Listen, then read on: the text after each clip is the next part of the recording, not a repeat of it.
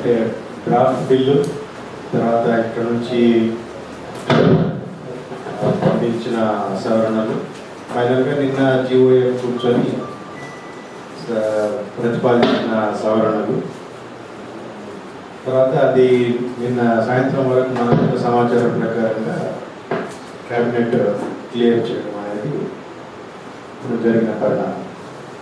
నేను అనుకోవడం ఏంటంటే వివరాల్లోకి తర్వాత పోదాము. ఇప్పుడు స్థూలంగా చెప్పాలంటే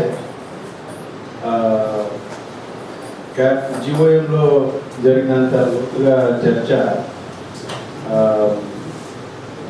లోక్సభలో జరుగుతుందని నేను మాత్రం అనుకోవడం లేదు. ఎందుకంటే ఇప్పుడున్న రాజకీయ పరిస్థితులు దృష్టిలో పెట్టుకొని చూసినట్టయితే అది కేవలం ఏదో గొడవ తప్ప ఇంకేమీ అక్కడ అదే అవకాశం కనిపించట్లేదు. ఎంతో కొంత మరి చర్చ అంటూ జరిగితే బహుశా రాజ్యసభలో ఏమైనా కొంత జరిగే అవకాశం ఉండవచ్చు. ఎంత చర్చ జరిగినప్పటికీ పెద్దగా కొత్తగా సవరణలు కానీ అట్లాంటివి మొత్తం బిల్లుని ఇంపాక్ట్ చేసే అంత సవరణలు వినపడుతుంది అనుకుంటున్నాను. కానీ మీకు